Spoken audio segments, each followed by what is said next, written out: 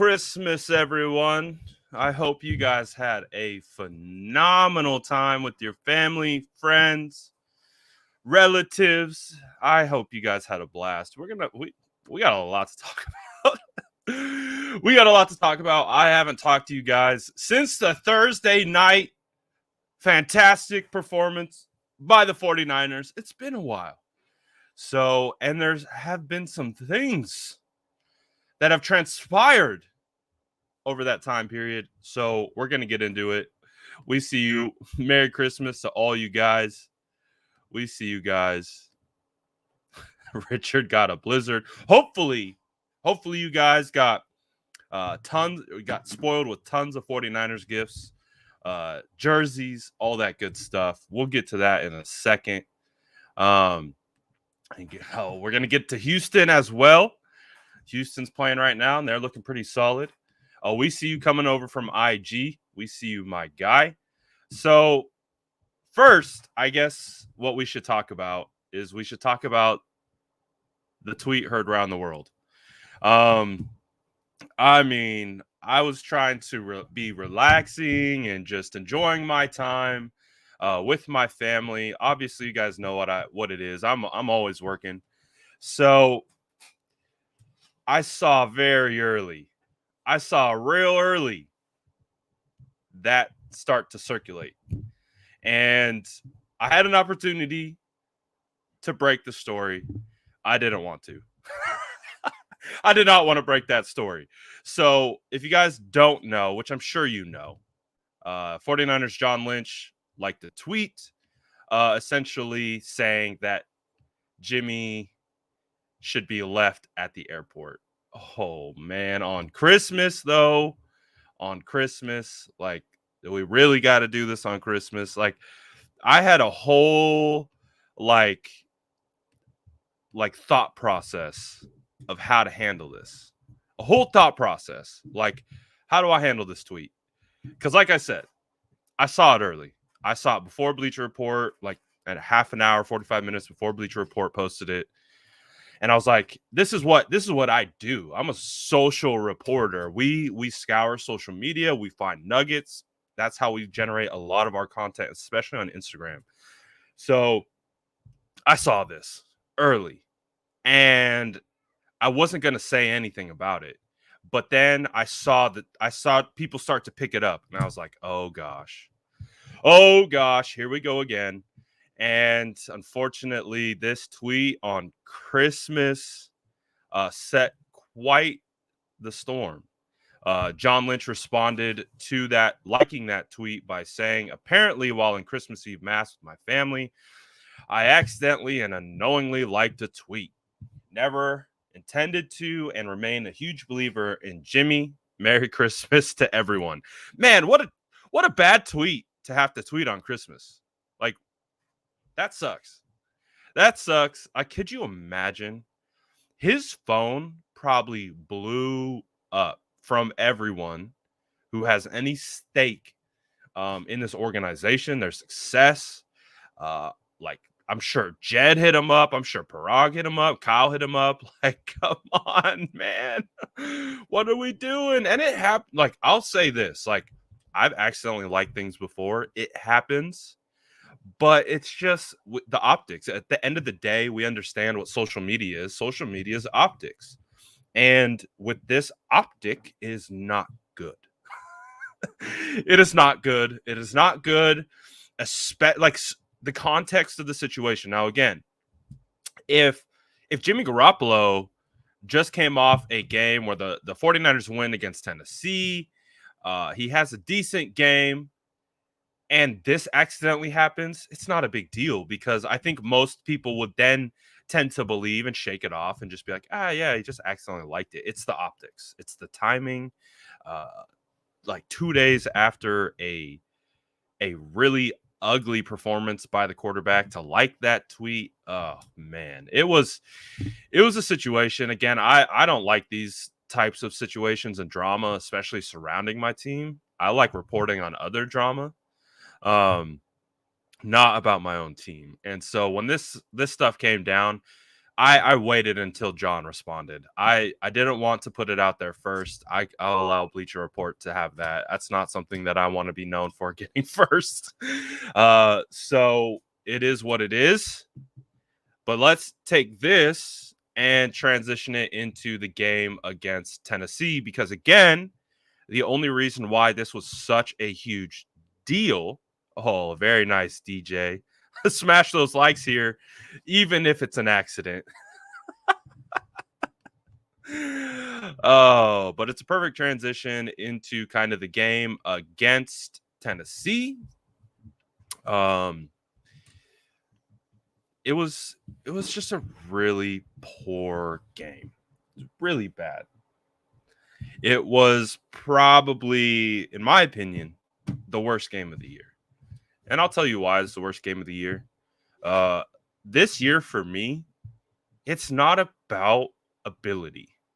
I know that's weird to say, like when we evaluate football, because when we're watching football players, what are we looking at? We're evaluating their ability, what they can do, what they can't do. When it comes to physical tools and physical ability, this team has it, even with injuries, even with Ambry Thomas and Josh Norman starting at cornerback, even with Tom Compton starting at right guard, even with Jeff Wilson as the starting running back because Raheem Mostert and Elijah Mitchell aren't available. Azeez Al-Shaair banged up. No Javon Kinlaw. No D Ford. This team can still line up with any team in the NFL. As you can see, I'm sure you're watching football right now. This team can play with anyone. It's not about ability. That's not the problem here. The problem is energy based. Now, I know a lot of people don't believe in energy or, whatever some may think. I do a lot of focus on that kind of stuff. I'm big into psychology and all that kind of stuff. So psychology, energy, they kind of go hand in hand. And the game against the Falcons was a perfect parallel. Perfect parallel. And the reason why it was a perfect parallel to what happened against Tennessee is because you saw both extremes, which is insane. 1 week apart, not even 1 week apart, 4 days apart. We saw the extremes of Jimmy Garoppolo. And it's not about his ability, because if you go back to the Falcons game and you watch the Falcons game and you see how he's executing, you can see he's got the ability. You see he's got the confidence. Like, he can throw tight window throws. He can make good throws. He made outside the numbers throws. He's starting to make the throws. That's ability. But when it comes to confidence and energy, psychology, he was on point against the Falcons. Against Tennessee, the ability he doesn't lose ability going from Sunday to Thursday. It's not like his arm just fell off his body and he just can't throw. That is not an issue. The issue is this. And we've known that's been a point of concern and a point of emphasis for all year. It's why they traded Jimmy Garoppolo. It's why they traded for Trey Lance. The reason why they traded for Trey Lance was not because Jimmy can't do it or not capable of doing it.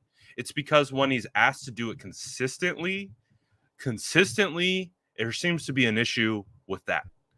And I say this all the time. The greatest measure of a great player is how consistent they are. You can be great for 3 plays, but you got to play 60. And if you can't be great for like 98% of your snaps, then we start evaluating what you're really capable of. So what this game was, and again, back to the parallels against the Falcons games versus Tennessee, it was confidence. It is confidence. It is belief in oneself and what they can do. It's being able to manage pressure. It's being able to manage all the bright lights on top of you, right? Thursday Night Football, before Christmas, every human being who enjoys football was watching that game. This was a week after the entire national media went on a circuit of telling us, oh, the 49ers are the most dangerous team in the NFC West. Oh, the 49ers could be the most dangerous team in the NFL. Oh, don't sleep on those 49ers. So what happens when you start to hear that? One could put a lot more pressure on themselves to duplicate performance. When duplicating a performance like that isn't a consistent act. Again, we can look at the performance of Jimmy Garoppolo against the Falcons and say that is an outlier. The way he performed against the Falcons, again, almost mistake-free football for 60 minutes. How often do we see that from Jimmy Garoppolo? So what we wanted to see is we wanted to see him build. We wanted to see him continue to take those steps forward with consistency. And unfortunately, against the Tennessee Titans, he unraveled. And the fact that he unraveled on national television, at the time, the timing of it, like worst case scenario. That game against the Tennessee Titans was the worst case scenario. Like I've said all year,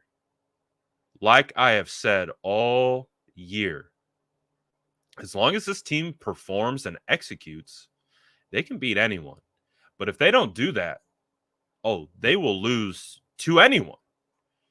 So that's what we saw. And unfortunately, like we heard against the Falcons, again, psychology, consistency, things that his players were saying, right? Kyle Juszczyk was telling us that, Jimmy Garoppolo had this look in his eye, like, he's locked in, he's ready to go. What we're starting to understand and what we've known about Jimmy for a while now is getting locked in feels like a bit of a task, feels like something that is hit or miss. Because, again, it's not ability. When he is locked in, confident, got the juice, got the energy. Again, you bring your own juice. He's good to go. He can make all the throws. But when we see him not make the throws, it comes back to confidence. And he did not have confidence against the Tennessee Titans. And it was abundantly clear. It was a really disheartening game. I know you guys feel that too. I know we've had some time to kind of digest it a little bit and like get used to it and be okay with it. But I mean, it was tough. No, I've seen him make all the throws. Can he make all the throws consistently? No, he cannot. I've seen him make deep shots in stride. I've seen him make deep corner posts with dimes. I've seen him hit outside the number, outbreaking routes with dimes. I've seen him hit underneath throws to the flat with perfect touch. He's capable of doing it. But that's not the measure of success or greatness. The measure of success and greatness is how consistently you can do that. So that's what we're talking about. So with Jimmy Garoppolo, his limitations were on full display. Like big time. And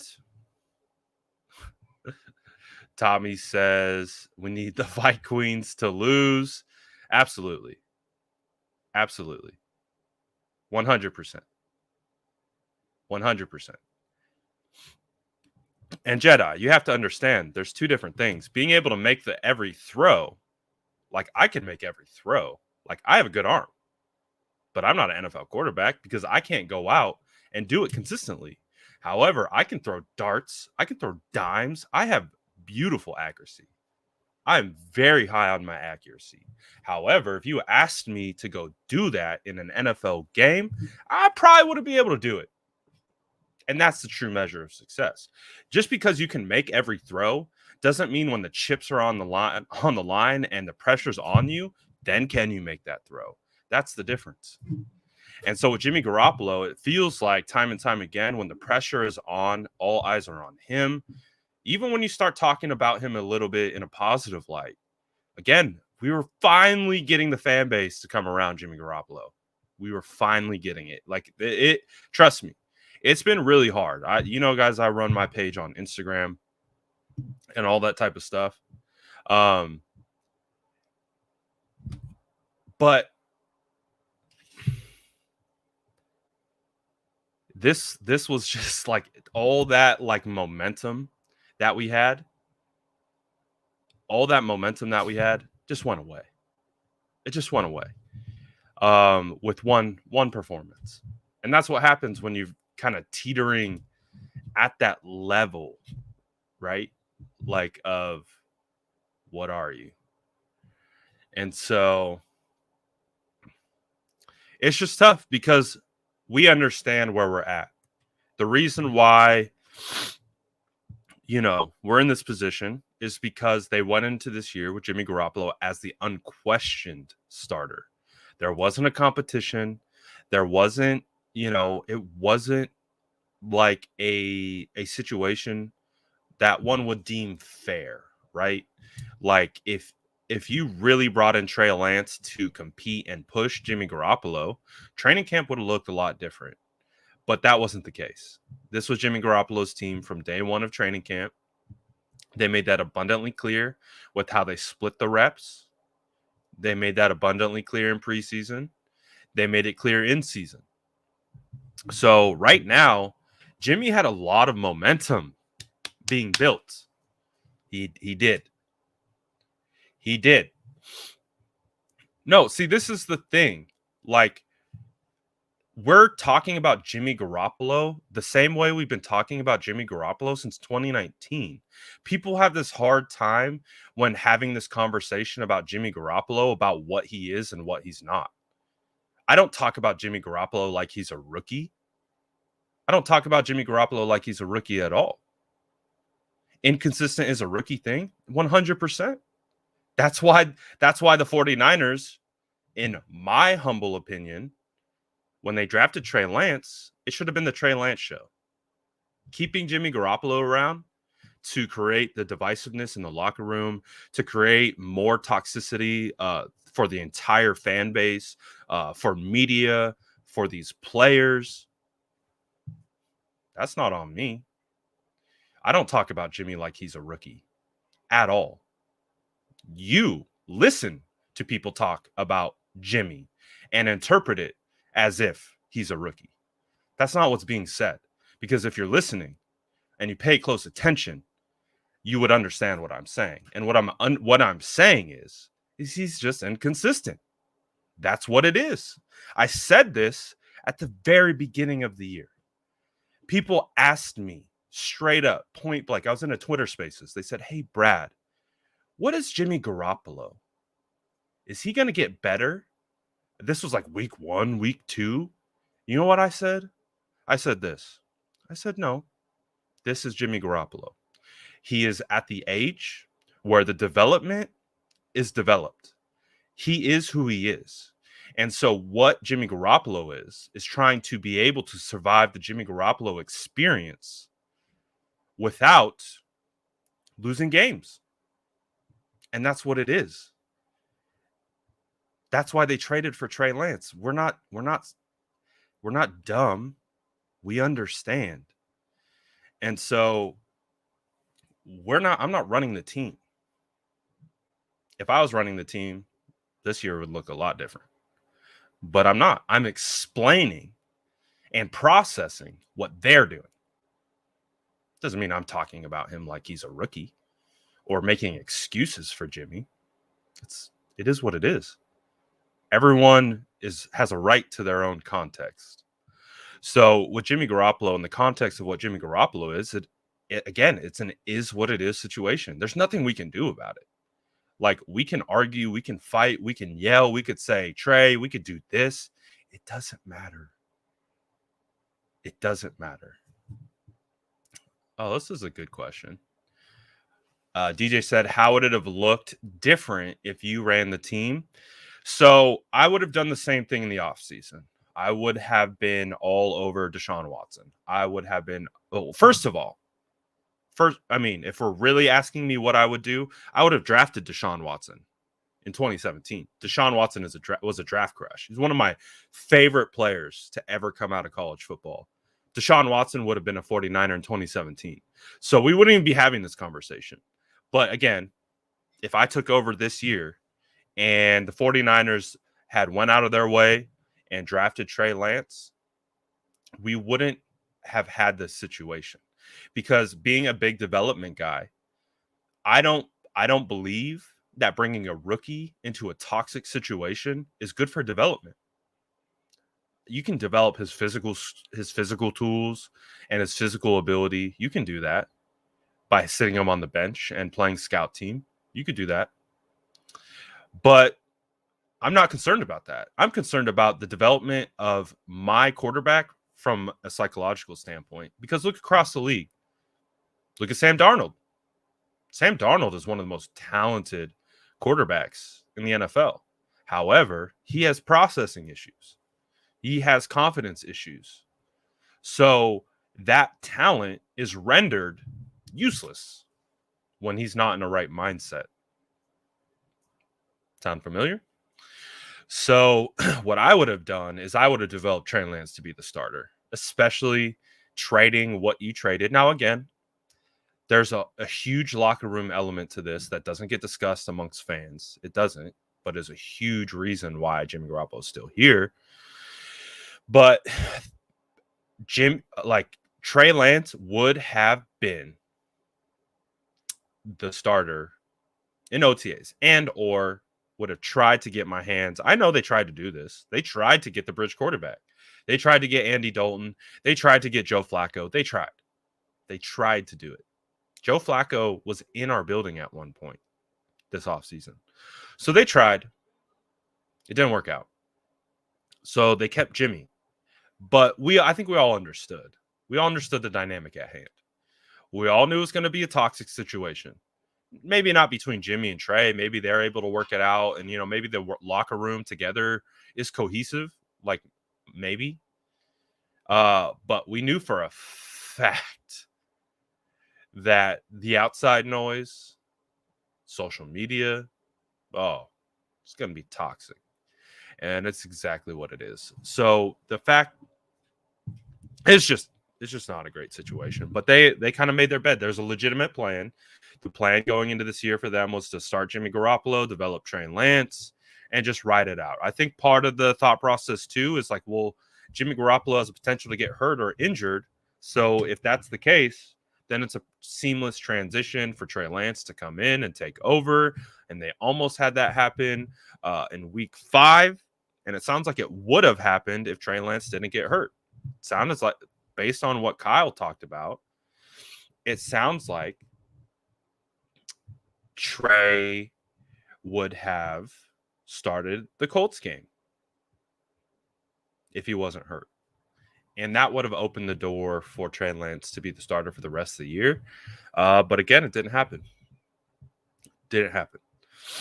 So this is why you always hear coaches or people who've been around football a lot say, when you have 2 quarterbacks, you have none. Like when you are like rotating guys in and out and like you are just back and forth, you don't have a quarterback, because the quarterback is the leader of the team, whether you like it or not. When someone touches the ball that much and distributes the ball and moves the offense, you have to be the leader of the team. Like, it just comes with the territory. So when you have 2 of those, it's really hard to develop one or the other in a leadership role without hindering one. So the leadership role was hindered from Trey Lance. He's not the leader. It's Jimmy Garoppolo. The players have come out and told you over and over again. They have come out and said that over and over again. So, it's just a bit of a situation where they've made their bed and they're sleeping in it. We talked about this in January. in February, in March, April, May, June, July, August, September, October, November, December, we've talked about this concept nonstop since January. I wrote about it in an article in January. Oh, the 49ers looking for a new quarterback? Then they have to move Jimmy Garoppolo. If they draft a quarterback, you have to move Jimmy Garoppolo. At least I thought that would have made the most sense in regards to, because that's an admission that the Jimmy Garoppolo situation isn't working anymore. So I'm a big development guy. So I want to develop the guy that's going to be my future. And if I can develop him now and save a year of development, that's what I'm going to do. But they didn't do that. And it's okay. It was starting to it's finally starting to click. Again, the 49ers won against Chicago, Rams, Jacksonville, Vikings, Bengals, Falcons with Jimmy Garoppolo as the quarterback. So it's starting to look like it was falling into place. But again, that game on Thursday Night Football was just one of those reminders. Was just a reminder why we've went through all we've went through these last 8 months, why we argue back and forth constantly about the quarterback position. And it reared its ugly head right before Christmas. And then all 49er fans are big mad at Christmas. The timing, the optics, the tweet, it just was a shitty situation. I don't know what else. I don't have any groundbreaking, earth-shattering analysis other than that. Because when you look at everyone else across the team, I think offensive line did pretty decently. I think the offensive line did really well. Again, we talked about on the post-game show going into that game, the main key on defense that we are keying on, who was it going to be? Jeffrey Simmons. The reason why? Because Jeffrey Simmons is very good. And you see how he can disrupt games from the interior of the defensive line for the Tennessee Titans. However, our guys did a decent job. Now, Jeffrey Simmons got a couple plays here or there. That comes with the territory. He gets paid millions of dollars too. However, the 49ers offensive line, I felt, did a pretty good job being able to get their blocks, hold stout in pass protection, do all those kinds of things.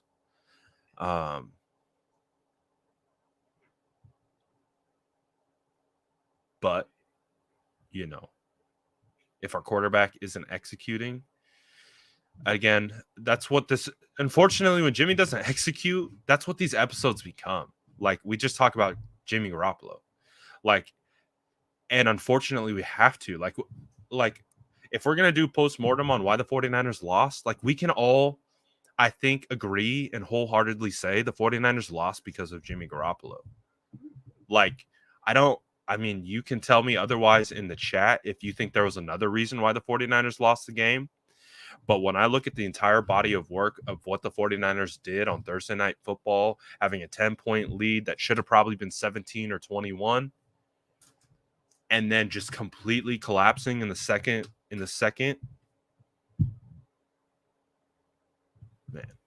it's tough.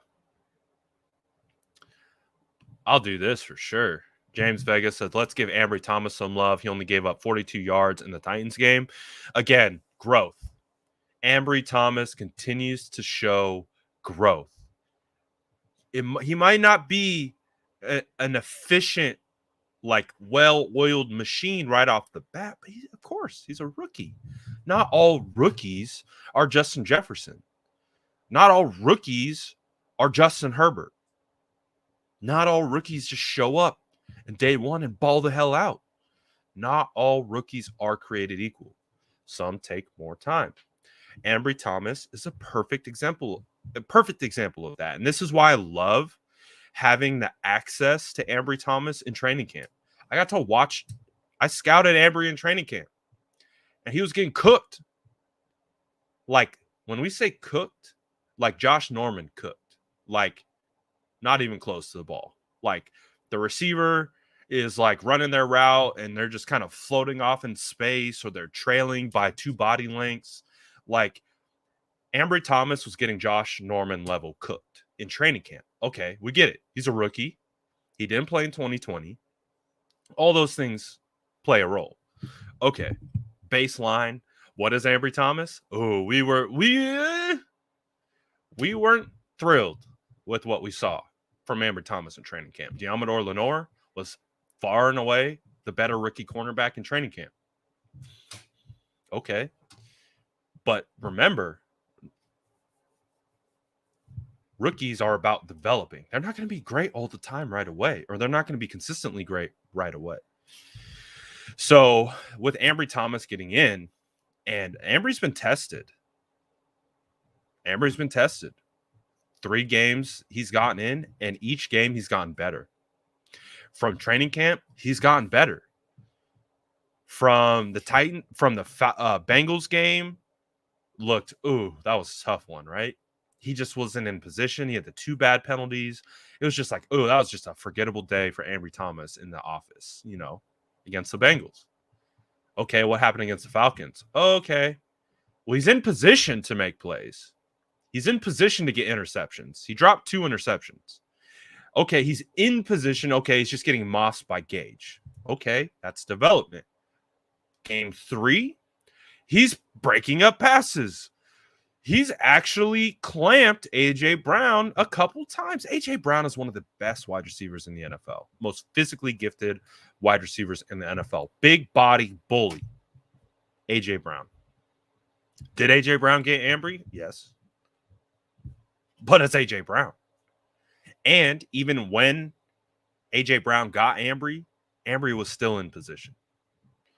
So I like it. I don't want to see anyone be slandering Ambry Thomas. I mean, I think the 3-game progression with the baseline of what training camp was, again, Josh Norman cooked every day in practice. Ambry Thomas he was like burnt toast. And we were concerned. Like, again, as an evaluator, I was like, 3rd round, like, maybe swap Diamador and Ambry based on draft position and value. But again, it's about development.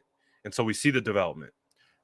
Went from burnt toast to actually defending one of the best wide receivers in the NFL pretty well from basically training camp to having a 3-game start under his belt. So Ambry Thomas, he played better than Josh Norman, in my opinion. And Josh Norman used to be one of the best cornerbacks in the NFL.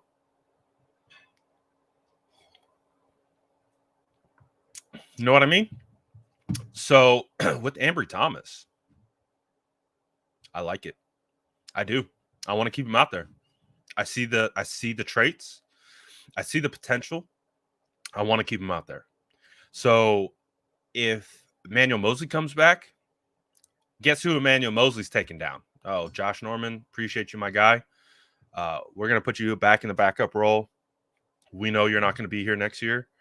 So we're going to let Ambry Thomas continue to develop and build that thick skin and get those reps and experience so that in year 2, we know what we need to do from a front office standpoint. Do we need to draft more cornerbacks? Do we need to sign more cornerbacks? What's the vibe? What are we going to do? Can we rely on Ambry? Can we not? That's what these 2 next games are going to be for. I want to see Ambry Thomas on Brandon Cooks. Brandon Cooks is a great wide receiver. He's a different wide receiver than Ambry has faced.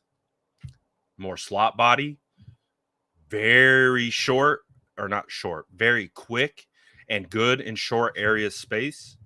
Can juke you in a phone book. Brandon Cooks is good. One of the most underrated wide receivers in the NFL. Yeah, in the world. That works too. So I'm excited to see what Ambry does. But shout out James for getting me off the Jimmy Garoppolo topic. What else do you guys want to talk about? I'm going to let you guys kind of ride this one. I hope you guys had a great Christmas with your family.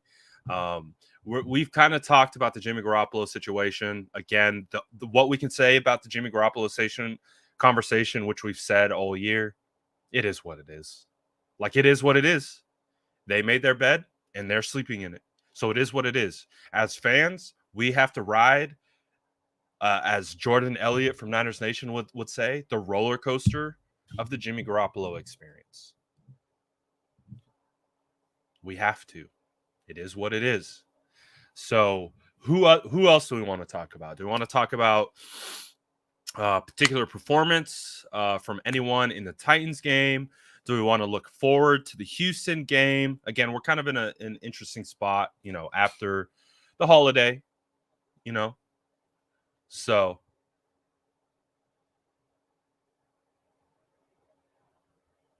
let me see. What do you got? Oh my goodness. So Jason Aponte and I actually went hard on this topic on the State of the Franchise episode that we do every Wednesday. So last Wednesday, someone said, "Oh, after the Bucks got shut out on national television by the Saints, I think a fan had mentioned they wanted to see Tom Brady in the first round." And me and Jason were just like, you should never, ever wish that upon our fan base. We do not want to see Tom Brady at all. And again, part of the explanation that we were talking about was you have to remember the human element of football exists. And Tom Brady wanted to play for the 49ers. Not only that, he said he wasn't going to go on any free agent tours. He wanted to sign with the 49ers, would sign at a competitive rate so they could sign free agents. He wanted to go play for his hometown team, his favorite team. His favorite quarterback was this guy over here, Joe Montana.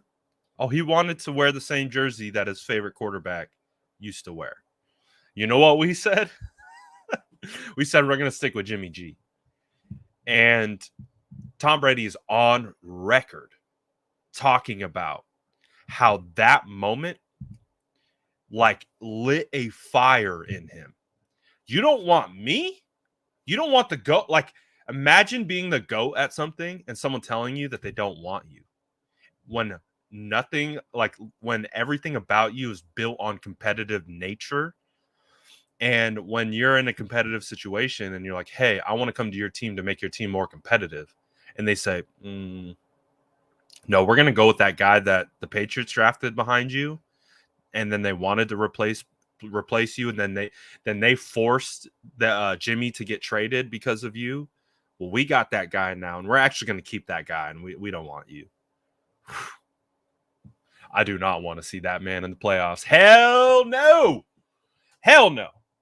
I'm avoiding Tom Brady at all costs. I do not want to see Tom Brady because Tom Brady, as my son would say, is going to come out with a vengeance to demolish the 49ers. There's personal stake.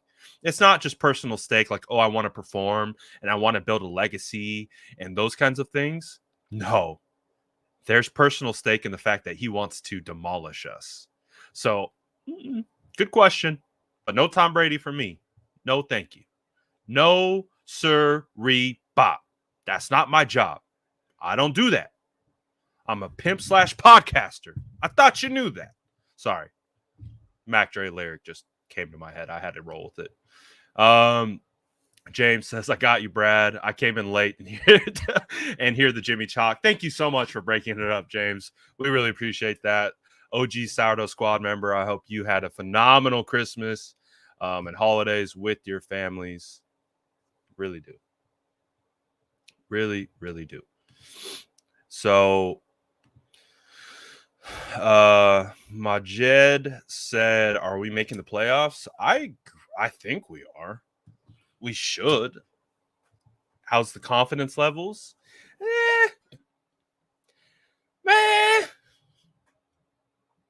Again. Yeah, we see you. R.I.P. the Furley Ghosts. Yes, sir. Yes, sir, my guy. Real ones know. Real ones know. Are we making the playoffs? Probably, hopefully. But again, what's the theme of this year? What is the theme of this year? We don't know who this team is. We don't know who they are. What is their identity? One of the reasons why the Falcons game was a lot of fun is because it looked like they had an identity.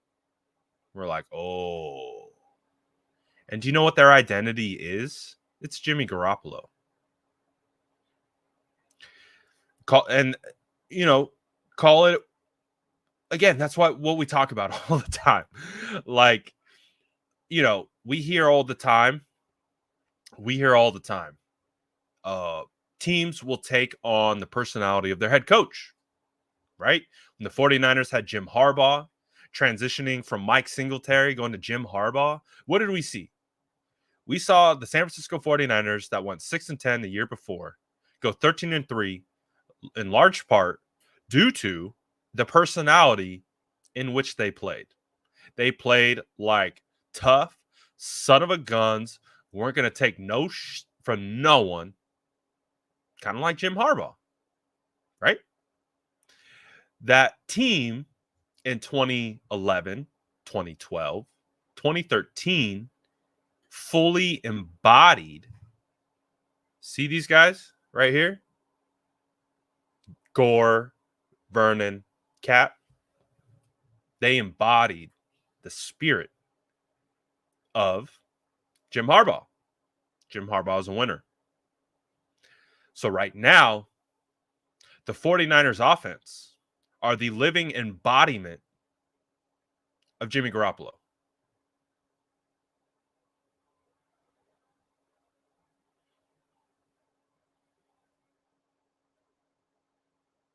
People want some crazy analysis about why the 49ers lost against Tennessee. When you go as your quarterback goes, just like Kyle Juszczyk said, they literally go as their quarterback goes. That's their identity.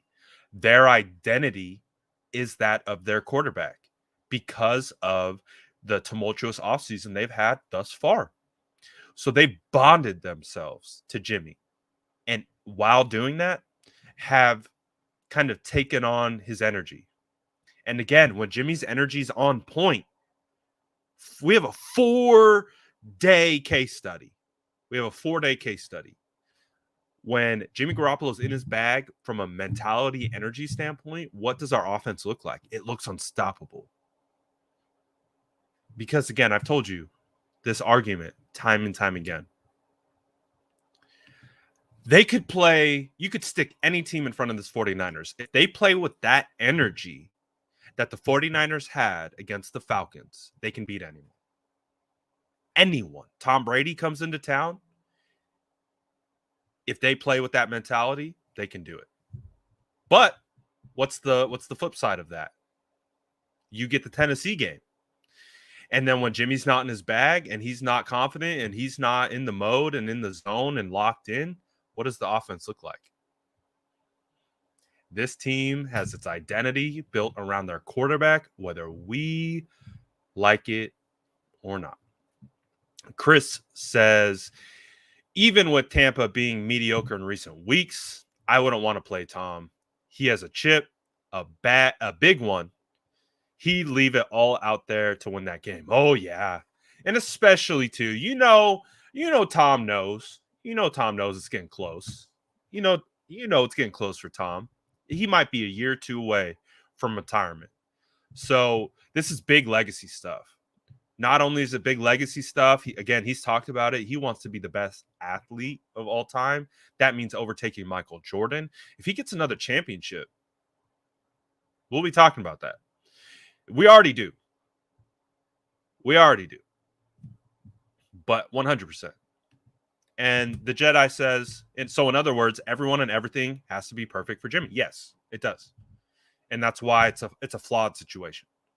Because if it's not perfect and Jimmy isn't being perfect, then we see what happens as a result.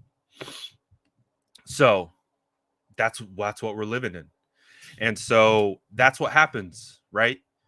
This locker room is like literally so invested in Jimmy Garoppolo's success. They go as Jimmy goes. Juice told us this. So that's why this 4-day case study between good Jimmy and bad Jimmy, like it's insane.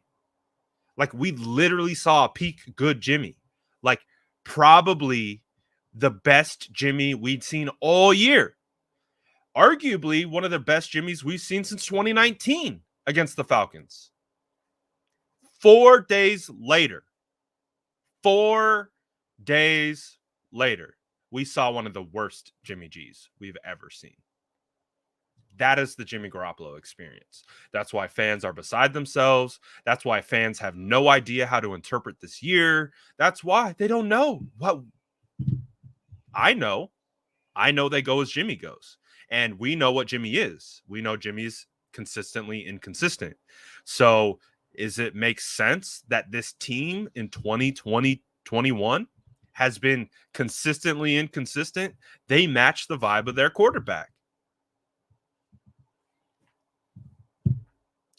I know there like a lot of people were like, oh, we need some groundbreaking, like, oh, we need the facts. What's the DVOA? Like, I need the EPA stats. Dude, it's an energy. This is an energy thing. This is a human element of football thing. This is locker room. People who say, locker room have never been in a locker room and don't know how important it is to the overall success of a team. If your team doesn't vibe and gel, it doesn't matter. When you got 53 people at odds in a locker room, a staff at odds, that's not how you generate success. You generate success by a collective group of people being on the same page, the same frequency, and trying to obtain the same things. Are Trey Lance and Jimmy Garoppolo trying to obtain the same things? No. So I agree. Again, feel free to save me from the quarterback talk because as you can kind of see, it's going to keep coming back to that. So if you guys do want to talk about anything that is not of quarterback, please ask the question and I will gladly take it. But as you can see, this conversation is just going to keep coming back to the quarterback. So that first interception was so bad. It was bad. But the worst play of the game was the miss to Juice. And I don't think it's debatable. I think it's a microcosm. I think that play is a microcosm.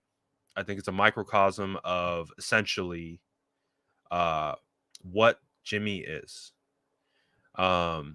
This last 2 weeks or the last 4-day sample, microcosm of what Jimmy Garoppolo is. The miss to Juice, we've seen him miss lots of layups. We've seen him thread the needle. We've seen him make good throws. We've seen him make great throws. We've seen him make down bad, horrendous throws. It's just which version shows up. We don't know. That's why it's called the Jimmy G experience. We just kind of got to rock with it. So, back to the throws, I would say the miss to Juice was by far the worst throw. Again, you can look at the pick that went over Debo's head, that kind of fluttered over Debo's head. You could look at the one where he just completely locked onto George Kittle in a moment where he had lots of time and protection. It wasn't a forced throw other than Jimmy forced it. The ball placement, not good. Again. But these are, and it's like, what are we talking about? We're just like repeating the same things that we've talked about from a Jimmy Garoppolo evaluation since 2020. So where this conversation really lies is with Jimmy transitioning from 2019 to 2020. Okay, Jimmy missed, that play in the Super Bowl. If he came back in 2020 and was a force, we would have seen the uptick in development. Yeah, it didn't happen. He took steps back in 2020. And so what this year is like trying to figure out, like, who's Jimmy? And I think what we've figured out and what a lot of people have known is just he's an inconsistent player.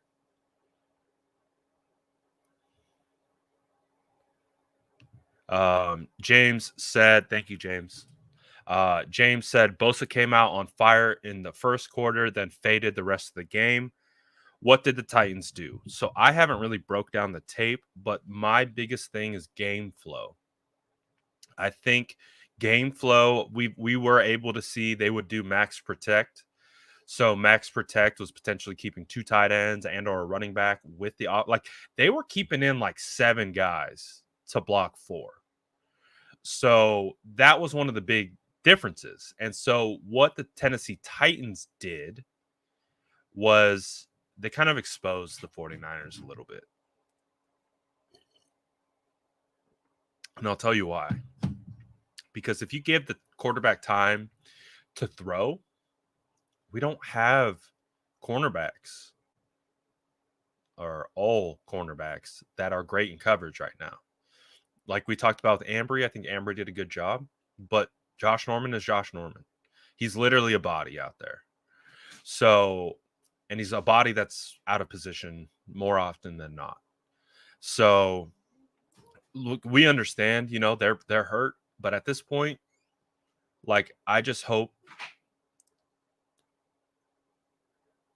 to not see Josh Norman. I would much rather see Dante Johnson. I would much rather see Dante Johnson and Ambry Thomas against the Texans than Josh Norman.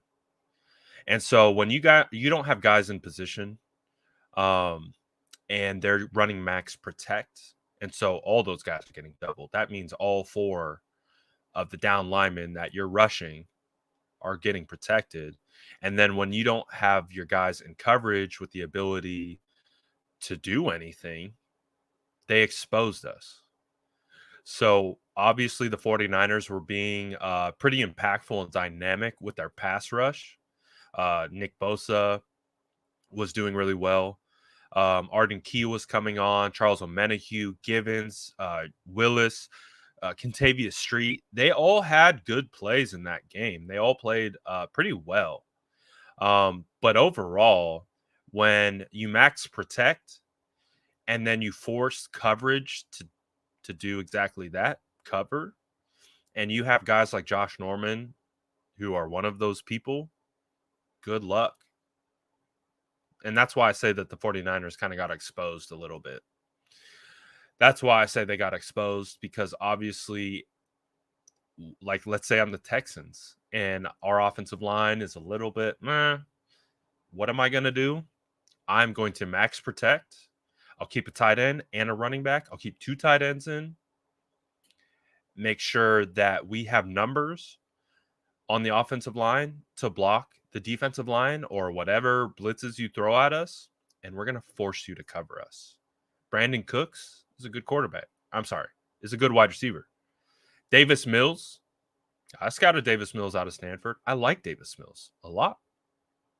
And I haven't seen what he's been doing in the game today, but I've heard about it. Sounds like Davis Mills is having a good game today. So that's kind of scary. With the Texans coming into town, how are they going to kind of manipulate scheme? You know, like what are they going to do to the 49ers in those situations when they want to get after the passer, but they're max protecting, and then you are forced to win with coverage? That's not a place the 49ers want to be. With Jaquiski Tart and Jimmy Ward, they've been great in coverage. They've been the great Band-Aids of 2021. I think their importance has been elevated this year because of the lack of cornerback depth. And a big reason why the 49ers defense is still successful is because of those 2 guys, Kwaski and Ward. And their range, their coverage abilities, their ability to support in the run game. Those 2 guys have been lifesavers for us. But like I said, if you're going to give a quarterback like 5 seconds to throw the football because they're max protecting, and we understand, like, when you have guys like Josh Norman, again, like, just purely from an evaluation standpoint, again, I don't know coverages ultra well, but I understand leverage from any position. Leverage is leverage at the end of the day. And based on the concepts in which we see Josh Norman getting beat on, he's out of phase. He's not in leverage. When you're playing a deep third and there's no one threatening your third of the field, and you only have one guy on your side and you're not covering him, and you're anticipating and dropping back like there's a ghost like coming into your third area when you have a guy literally in front of you, I don't know what to say. Again, I'm not a defensive back coach. There are plenty of people who know more about defensive backs and coverages than I do. But I know enough. I know enough. And I just feel like there's a greater opportunity to play someone who understands their assignments better. Again, I think that's one of the most frustrating things for me is I see it as assignment breakdowns. I see it as technique breakdowns. I'm a big technical guy when it comes to football. Obviously, being an offensive line guy, I'm big on offensive lineman technique in the trenches. There's technique everywhere in this game, and I just don't see the technique. I don't see this doesn't make sense. So I don't know.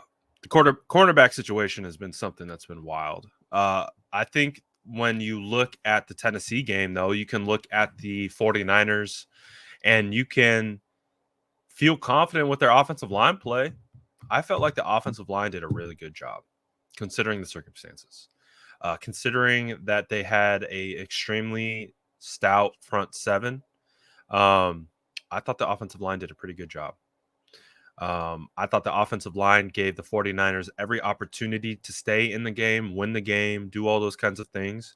I don't, we see opportunities like remember that terrible play on Trent Williams where he got a penalty for an offsides? Like, that was the dumbest penalty I think I've ever seen. Like, it makes no sense. If that's how the rule is built, it makes zero sense.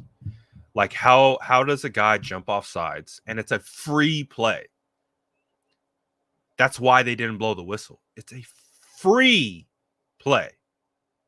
How does the other team that didn't commit the penalty in fact commit a penalty on a free play? It makes no sense. Literally zero sense. Make it make sense. You cannot. You cannot make it make sense. It's a free play. How does the team with the free play get called for a penalty? Make it make sense. It doesn't. Refs across the league suck. Refs across the league suck.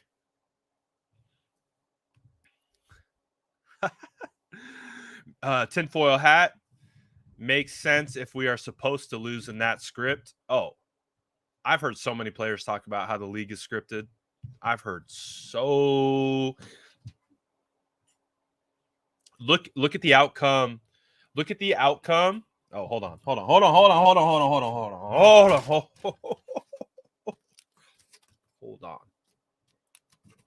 on. 1 second. Oh, it's almost smoke season too, man. It's almost smoke season. It's almost tinfoil hat season. Look at Patty Mahomes, man. Look at the young GOAT, right?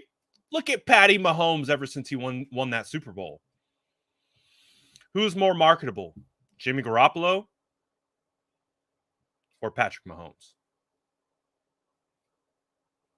Patrick Mahomes is much more marketable.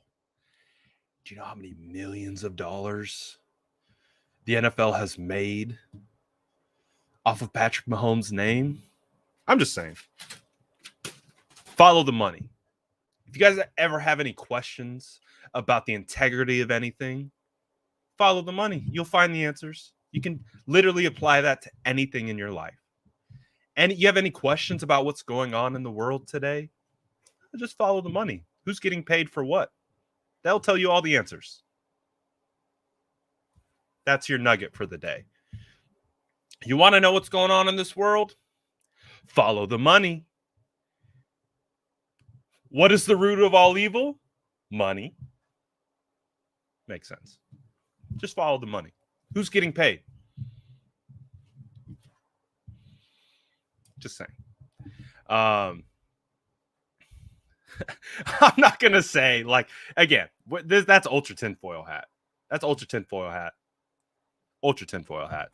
I'm not saying the 49ers lost the Super Bowl because it was scripted, even though some parts of it feel that way. They could have won that game. They could have won that game. Yeah, the Mahomes rate. Yep. 100%. Well, I'm glad we're turning you, Jedi, because you were real angry at me at the beginning of this, but glad you love me more now, because you were real upset at the beginning of this episode. But again, at the end of the day, I talk about it on this channel all the time, right? I talk about it on this channel all the time. There's a reason why you cannot give the refs any opportunity. You just can't. You have to play your game. You have to play your style. You have to bring your own juice. You have to execute. The refs are going to stop you. They're going to make it more difficult. We understand that. It's part of the game. It's part of the game. So don't give them the opportunity. That's part of the ownership. That's part of the accountability that these teams have.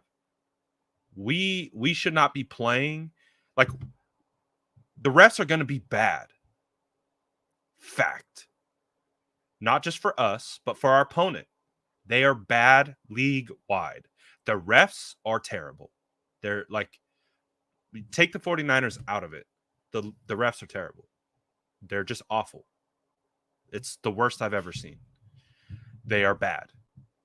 And it's really embarrassing in a game that makes billions of dollars and can profits billions of dollars off these guys. Should I bring the tinfoil hat back? No, we're going to leave the tinfoil hat back over there. So as we're just chopping it up on this beautiful Christmas, after Christmas, I guess, the Texans just beat the Chargers. I have not looked once at that game. Oh boy. Oh boy. Oh boy. Let's pull it up. Why not? Let's do it. Let's pull it up. Let's look at what the Texans are doing. We got a mini preview.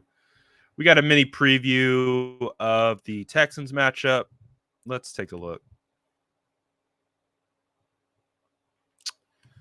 Let's take a look. Share screen. So, the Texans have put it on the Chargers. Chargers are a good team, man. They got talent. Good coaching. Look at what the Texans did. Davis Mills, 21-27. 254 yards, 2 touchdowns. Rex Burkhead. Rex Burkhead went for 22 carries, 149 yards, and 2 touchdowns. Wow. Rex Burkhead or Christian McCaffrey? Sheesh. Dang. That's crazy. That is crazy. Nico Collins got a touchdown. Shout out Nico Collins. Got to scout him at the Senior Bowl. Liked him a lot. Chris Conley, 3 catches, 60 yards, a touchdown. No Brandon Cooks in this game. Interesting. So, get ready, guys. Because look what the Texans just did. The 3-11 Texans just put 41 points on the Chargers. The Chargers are fighting for playoff seeding, are fighting for a clinch. Again, remember when the Jacksonville Jaguars came into Levi's Stadium looking to clinch in 2017? What did the 49ers do? We knocked them out the club. So, man, it is going to be. So I know we like to think, that this is like a kind of like a shoe-in game. I really don't think it is. I really don't think it is, because again, I kind of want to just pull this up. Hold on one sec. We're gonna take a look back in the Wayback Time Machine real quick, since we're talking about the Texans. Why not? So Davis Mills was, he was my 6th ranked quarterback. This is my scouting report on Davis Mills. Davis Mills is someone that I came onto late, and I didn't know much about him, but it was quickly apparent what he is capable of. Mills isn't going to excite you when you look at him from a physical standpoint, but what he lacks in that department, he more than makes up for with his decision-making and mental processing. Again, what do we talk about quarterback play, and that being a huge reason why people are successful? Look at my next sentence. This is arguably the most important aspect when it comes to being a successful quarterback. Mills doesn't bring a ton of experience with him, as the Pac-12 playing a modified schedule in 2020 and only 8 games in 2019, but I've seen enough to discern what Mills can do. He is a cerebral guy who's going to take care of the football and make correct reads and put the ball in the right situation. He has the arm talent to thread the ball into places that may have underneath defenders. By using a combination of touch and accuracy, I feel his arm talent is a bit underrated due to his inexperience, but from everything I can see, this kid can spin it. I don't see Mills as a day one starter, which he actually was due to injury, I believe. More so someone who could really benefit from sitting a few years, but I also see someone who could operate pro schemes day one if that is required of him. For these reasons, I see Mills potentially being one of the first guys taken on day 2, to the top 5 quarterbacks being gone in the top 15. A QB needy team could move up into the top of the second and take the best quarterback prospect available on day 2. So as you can see, this is my scouting report on Davis Mills. This was April 28th. I got Kyle Trask 8, Kellen Mond 7, Davis Mills 6, Mac Jones 5. I got Trey Lance 4, Zach Wilson 3. Look at the boy, Justin Fields, the Prince, and then Trevor Lawrence. It's amazing how everything stacks out once they get into these teams and ball out. But, man, I know I'm good at the scouting thing. I'll just say that. Rankings don't really matter in my opinion, but we got it. Hold on one sec. Why no all 22 breakdown on the refs, names and faces, call breakdowns, the stats for the crew and each individual ref. I feel like, again, just like for me, I evaluate offensive line because I know offensive line. I do not know refs. I don't know what they're looking for. I don't know what they're coached to do. It would be great if someone did that and posted a report and they had stats, like a PFF, almost stats on these. I mean, they put out stats. So it's going to be interesting. It's going to be interesting. So again, the Texans, although it feels like, again, a game that the 49ers should win and take care of and handle without any issues, they just took down a really good Chargers team, and convincingly. And by the looks of it, they have a rookie quarterback who's developing. Must be nice. Must be nice to have a rookie quarterback that's developing in front of your eyes. But we're going to have to wait till next year. And hopefully Trey Lance's mentals aren't completely destroyed by the toxicity of the season. And, you know, develops his own habits that aren't related to Jimmy Garoppolo. So we'll see. We'll see. Chris says Texans smash the Chargers. Might not. No, it's not. I mean, when Rex Burkhead is running for 150 yards, that's crazy. That's a bit of an outlier. But again, they got a good quarterback. They got a good quarterback, man. Like, in full honesty, again, I just read my scouting report on Davis Mills. The 49ers could have absolutely not traded anything. Again, if they're focused on a Super Bowl in 2021, like they say they were, again, what they say and what they do, it doesn't align. Again, and we're going to talk about it, because you don't trade multiple assets to go up and get a player that will not provide a single impact to your year. That's as we would say, a mismanagement of assets. So one of the things that they could have done is they stay at 12. Hell, trade back from 12. Get more picks. They could have drafted Jalen Phillips. They could have drafted a laundry list of players that would have impacted in 2021. You could have taken Davis Mills in the third. And then you could have taken Davis Mills, who was very similar to Mac Jones, but the value was much better. Take Davis Mills in the third and develop him.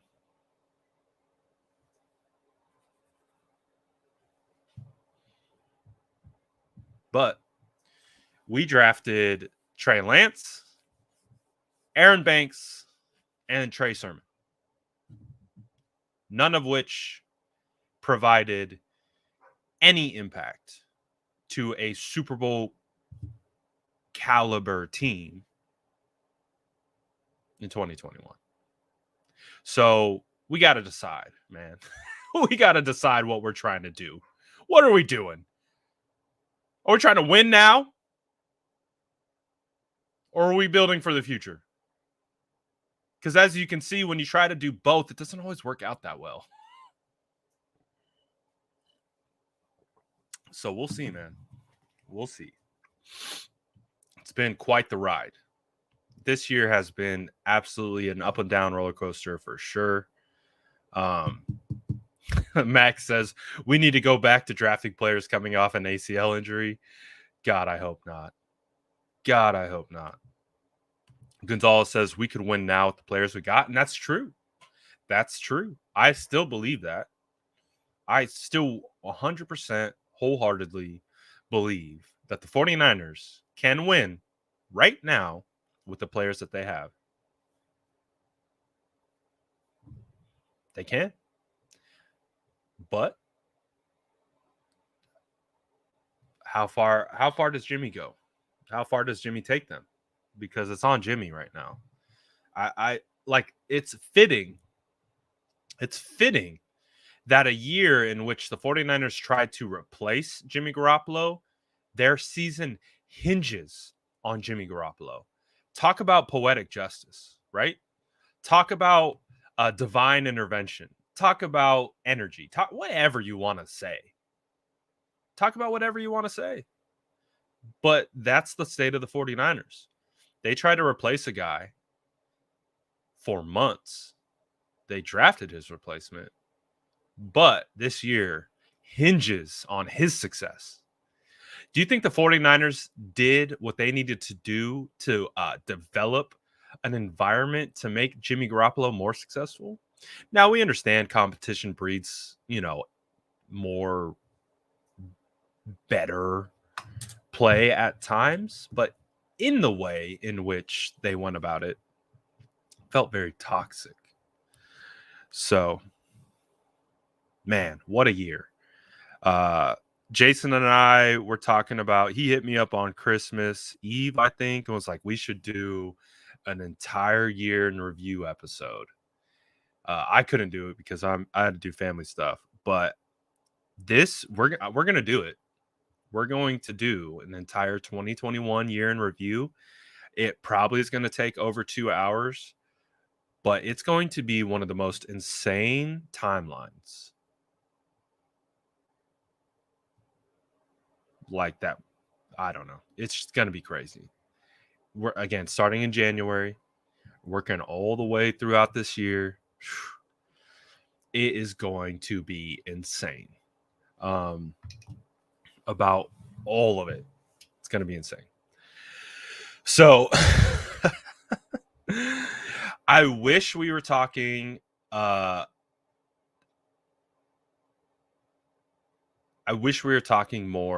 about the positives. I wish we were talking more about the optimism. I wish we were talking about how this season had gotten back on track. I wish we were talking about how the 49ers are right there and ready to go for this big playoff run. But they're not. So, and that's where I think a lot of the like dissension amongst the fan base comes from, is we don't know. You know how it is when you don't know something, sometimes it makes you uncomfortable. And right now we don't know who this team is. We thought we were starting to get an idea of who they were and what they were, which we are starting to again compartmentalize that it's Jimmy Garoppolo. That's what I said last week against the Falcons. It was abundantly clear. With the 49ers and their performance, it hinges on Jimmy Garoppolo. A lot of people don't like that. I don't necessarily like that, but it is what it is. That's the situation. So right now, the 49ers kind of hinge on Jimmy Garoppolo, his performance, and what version of him we are going to see. Is that all his fault? I don't think so. Like I said, that's why we're gonna save, let the what haves, the could haves. Did we do it right? Did we do it not? That's all gonna come at the end of the year. That's when me and Jason are gonna do that episode of where things went right, where things went wrong. But one of the key themes is how the quarterback position was handled. It was not handled well. And they're still dealing with it. It's week 15. We're heading into week 17. And we're still talking about the offseason.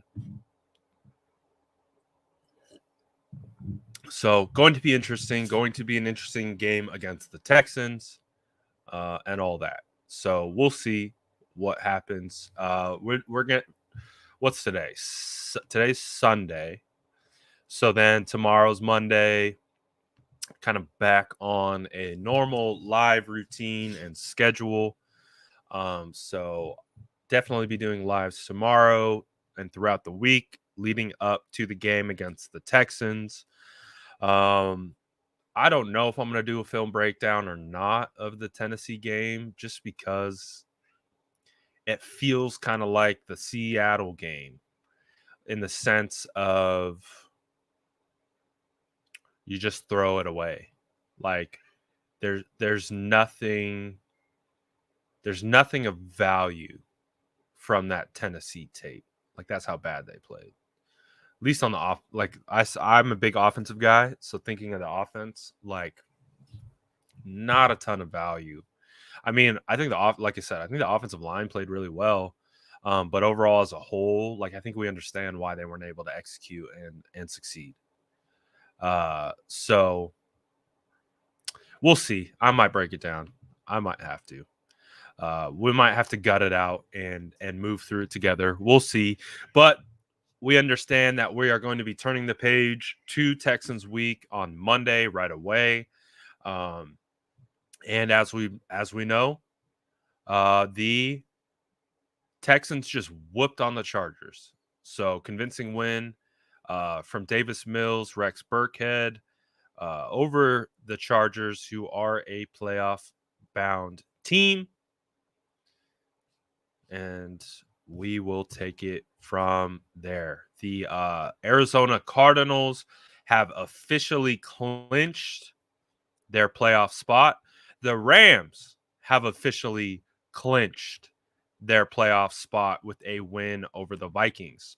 So I believe that's good news for the 49ers. I think we did want the Vikings to lose. So that is a positive. Obviously, if the 49ers beat Seattle and beat the Titans, the 49ers would be clinched and they would actually have an opportunity to win the division. However, that's not us right now. And it makes sense. I would say that kind of matches with the vibe of the year. But right now, it is Rams clinched, Arizona clinched, and we're going to see if we can make it by the skin of our chinny chin against the Texans. And again, Texans are playing inspired football, playing pretty well. So we're going to see. We're going to see what we get. We're going to see what we get. So, like I said, we still have a good shot and an opportunity to make the playoffs, but we're looking at a wild card and we're looking at that type of scenario heading into this year. Let me see if they've updated it at all. I'm going to do a quick refresh on the playoff picture for 2021 to see if that has evolved or changed, if they have done it in real time or not. Let me see here quickly as it reloads. I don't know why this page takes forever to to load. So 49ers. Okay, so this is how it works right now. The 49ers, I'll pull it up actually, so we can look at it together. And this is going to be a lot about what we're going to probably be talking about for a good portion of the week. But this is how the playoff picture stacks as of right now. So right now, Packers have clinched. Rams have clinched. Bucks have clinched. Cowboys have clinched. Arizona has clinched. And now the 49ers are still in the sixth hole. But you can see the Vikings have completely fallen out of contention right now. So that was a big loss to the Rams for the Vikings. As you can see, they've gotten jumped by the Eagles and the Saints. The Eagles and Saints are tied. The beauty here between the Eagles being one game behind is that the 49ers have the tiebreaker on the Eagles. So if for whatever reason, as you can see here, these two teams are tied. If the Eagles and 49ers end up with the same record, the 49ers will get the spot ahead of them. But however, look at those Falcons. Same with the Falcons. We got the tiebreaker of the Falcons. We got a tiebreaker over the Vikings. The Saints is seeming like the team that if they continue to win, they could be a spoiler to us, especially if we lose. If the 49ers lose, again, we got the Rams week 18. I've talked about splitting with, at the very least, they have to beat the Texans. At the very least. Like, there's no if, ands, or but. If the 49ers want to make the playoffs, they have to beat the Texans. There's no way around it. They just have to do it. Because if they lose these two games, there's a good chance they find themselves on the outside of the playoffs looking in, which would just be the ultimate disaster. Which would be the ultimate disaster. Man. So, again, it's looking like the Packers are going to get a first-round bye. Based on this particular scenario, we would be playing the Bucks. Again, the team that we don't want to see. So again, this is what happens when you start letting destiny control itself without you controlling it, meaning winning the games that you should win. 49ers should have beat the Titans. See this team up here, number 2 seed? The 49ers should have throttled the Titans, but they didn't. So now where do they find themselves? They find themselves in a position to miss the playoffs. Now, we hope they don't. We hope they win out, and we hope they make the playoffs. But it's not a foregone conclusion anymore. Like, especially with the way the Texans are playing, and they just whooped on the Chargers. If the 49ers lose to the Texans and the 49ers lose to the Rams, and these two teams win out, the 49ers miss the playoffs. So that's not good. Again, a win against the Tennessee Titans would have likely secured the 49ers' place for a shot, like a legit shot at making the playoffs, being 9-6. We're going to see, guys. It's going to be, we talk about it a lot. Like, my perception of these games, the Falcons game, the Titans game, the Bengals game, it's like a playoff game. We got to win these games if they want to get into the playoffs. So now the the loss to the Tennessee Titans and the Texans coming in, this is a must-win game. If they want to go to the playoffs, they have to beat the Texans. Have to. And if they lose, whoo-wee, it is going to be quite the off season. It's going to be quite the week. So we're going to see. And as we know, we don't know what to expect. We don't know what to expect. Is that updated as of recently? It said the Eagles won. So let me see. I'm going to update it. See what we have here.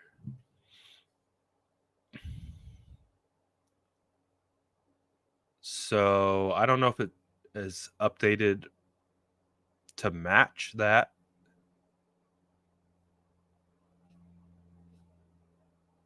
I don't know. I can't tell if it's updated or not. But here you go. Clinched. Oh, Bucks haven't clinched yet. That's crazy. The Bucks haven't clinched yet.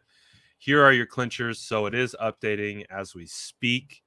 Good old Cowboys clinch. Look, all the teams that we don't like. All the teams that the 49ers don't like. We don't like the Packers. We don't like the Rams. We don't like the Cowboys. And we sure as hell don't like the Cardinals. Look at all of them. Feels like this could be again, this team has got to get it together. They got to get it together and figure out how to play consistently. They just got to. They just have to do it.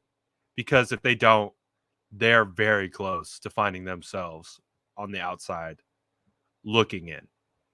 So, man, it's going to be a stressful end of the year. Again, it would be a lot less stressful.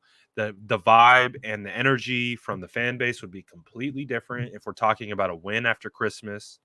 If we're talking about beating the number 2 seed in the Titans, like, the energy's different if they get that win. And unfortunately, they did not do it. And now they got to suffer those consequences. Now they have to suffer the entire fan base and the entire media conglomerate crapping on them all week. Well, as we've seen, the 49ers perform better when everyone's talking crap about them. So maybe we should follow suit. Like, I don't know what else to say, man. Like, I don't know what else to say. Like, it's this is a soul searching type of situation with this team. This isn't having better talent. This isn't having lack of talent. This isn't not having the coaching. This isn't not having that. That's not the issue. The issue is, who are you and what are you? And who are you going to be consistently? We don't know. It's week 17 and we don't know. So that's the vibe for us now, unfortunately, as fans going into the Texans. We are timid as F. You're not going to see me tweeting and posting and puffing my chest out like I normally would with the victory after that W. We're not. We're keeping our heads down, and it is what it is. Because this team is unhypeable. Every time you hype them, they really pull out one of the worst losses they could think of, which then sends us back into the tailspin of arguing, sends us back into the tailspin of asking the question, who are these guys? What do they do well? Are they consistent or are they not consistent? So, hell, maybe they perform better that way. Maybe they perform better when everyone's talking bad on them. I don't know. They had a tidal wave of positivity coming their way after that Falcons game. And as a result, was that an issue? I don't know. Maybe, right, DJ, maybe the underdog mentality fits us best. Maybe this is an opportunity where, and we see it all year amongst our fan base. Anytime they give us a little bit of a piece of optimism and we grab it, they drop it. And we're like, oh. So, do you think the media is going to give them their flowers the rest of the year? No. The media is done. The media is like, they're going to feel the same way. Fool's gold. So they're not going to talk about the 49ers being the scariest team in the NFC West anymore. They're not going to talk about this team being like, oh, they might make a deep playoff run. That's over with. Again, the entire world saw what the 49ers are on Thursday Night Football. And so that's the energy we're going to get now. That's going to be the energy from the fan base. Like I said, hey, maybe they perform better that way. Maybe they perform better when everyone's talking mad about them. Maybe they perform better when everyone's arguing about the quarterback. Maybe they perform better when, I don't know. Don't know. Because again, what happened against when they beat the LA Rams on Monday Night Football? Oh, that was a good win. But they got to go travel now to Florida. Can they win against the Jags team? Potential trap game. Oh, they beat them. Okay, well, now we got a good Vikings team coming in. Can we beat them? Dalvin Cook, Justin Jefferson. Can we beat them? Oh, we beat them. What was the rallying cry? Oh, yeah, let's go. 49ers, we're back on track. We're going to the suit. We're pushing for the playoffs. You know, after the Colt McCoy loss, oh, we're back. What happened? Go to Seattle. Same type of game. Same type of game as this Tennessee one. Same type of game. What do we send? Oh, they're toast. They can't go up to beat Seattle based on, again, should have throttled Seattle too. Gave them opportunities. Gave them chances to get back in it. Couldn't beat them. But then they come back, beat the Bengals. Oh, it's playoff type atmosphere, playoff type team, good talent. Okay. Okay, so maybe it was just a step back against Seattle. Maybe just a step back. Come out, Falcons, peak performance from the 49ers against the Falcons. Oh, yeah, that was just a setback against the Seahawks. We're figuring it out. We're back on track. We're headed to the playoffs. This team's for real. Again, it's just a setback against Seattle. Boom, Tennessee happens. All that goodwill built up over like better part of 2 months. Gone. Instantly. It's a shame, man. Sad. I was tweeting about it during the game. I didn't know what else to say. I was like, this is just sad. Like watching that game against the Tennessee Titans, my analysis, this is sad. That's what it was. Like, oh, look at this game.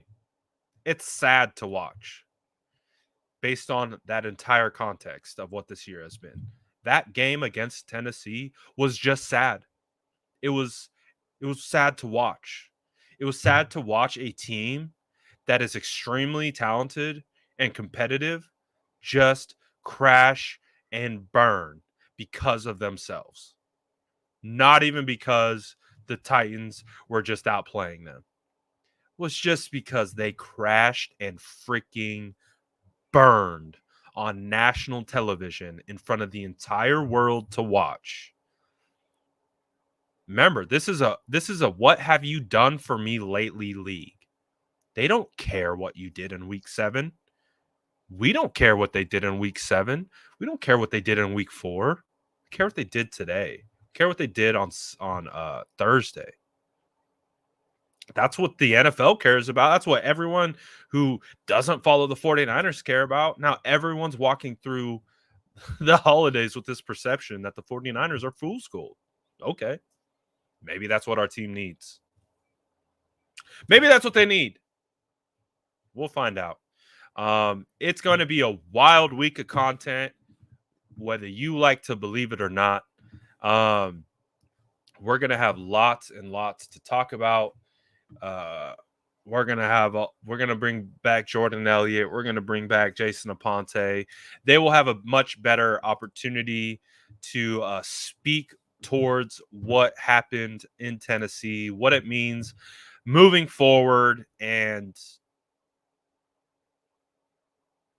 all that good stuff. So we'll see, man. We'll see what happens. We'll see. I'm praying for the playoffs. I still believe it. I have said this millions of times. I've said this millions of times all year, and I will continue to say it. This team can beat any team they play. And I think that's why they're so frustrating. I think it's like you want to grab them and just shake them and be like, hey, you guys are good. You're capable. You have the talent. Now, it's not perfect. You are injured, and there are going to be adversity and things that you need to overcome, but that's football, and you know what that is. You should be able to overcome it. You just want to shake them. Just be like, get your stuff together. Just play football. Just play football. Play the game that you know and how you're capable of playing. That is the most frustrating thing for me. It is the most frustrating thing for me. The lack of consistency hurts my brain. Like if I'm a football coach, which I've been hired to coach before, and I had aspirations of being a coach when I played football. So when I played football, I analyzed not only like player development, but I analyzed coaching. And I analyzed how good coaches were successful that I've had and other coaches were bad at what they do. And I just want to, I don't even know what the hell I'm saying. I just want to grab these guys and just be like, play good football. It's just like, it's just like, I don't know, man. Like, and it's not like And I think we can come back to, like, it's not the whole team. It's not. I think there's like 80% of this roster that plays good consistently. Like there's like, and that's, I'm talking about with the injuries. There's like 80% of this roster that plays consistently good all the time. There's a very small portion of the roster: Trent Williams, Debo Samuel, Kyle Juszczyk, George Kittle, Alex Mack, who else? Azeez Al-Shire has been playing pretty freaking lights out. Jimmy Ward has been playing pretty lights out. Kowalski's been playing lights out when he's been available. Bosa's been playing lights out. K1's been doing a pretty good job. We have guys. Like there's 10. There's 10 guys on a 22-man roster who play good all the time. So they're capable. Just want to shake them. Come on, play good. It's a very frustrating year, but it's not over. It's not over. There's a huge test coming the 49ers' way with the Texans. And they still have a shot at the playoffs. Still the 6th seed. So we'll see. We'll see what it is. On paper, this team is elite. Yeah, DJ Jones has been playing well as well. That's the point. That's the point. Not a lot of these teams, Davis Mills. Davis Mills just beat the brakes off the Chargers with Rex Burkhead and Chris Conley. Come on. We got talent. We got a squad. We got a team that could go far in the playoffs. It's just how far do they want to go? How far do they want to go? It's up to them. That's what it comes down to. So I hope you guys have a great rest of your weekend, whatever you're doing, whether it's whatever. I hope you guys have a good time. Try not to let the game against the Titans mess us up too much. But it was a hard loss. For me, it was the worst loss of the year. So we'll take the punches as they come, and then we will move forward accordingly. So again, thank you guys as always for contributing, the comment section, all of it. We really do appreciate it. So hopefully we're talking a little bit better the rest of the week. But again, this is my first time since I've been able to chop it up with you guys since that game. So I'm airing out a little bit of my pent up frustration as well. So we'll get back on track on Monday and really make this stuff make sense and get back to winning football, hopefully. So hope you guys enjoy the rest of your weekend. You guys be safe. Have a good one. I'll see you guys tomorrow.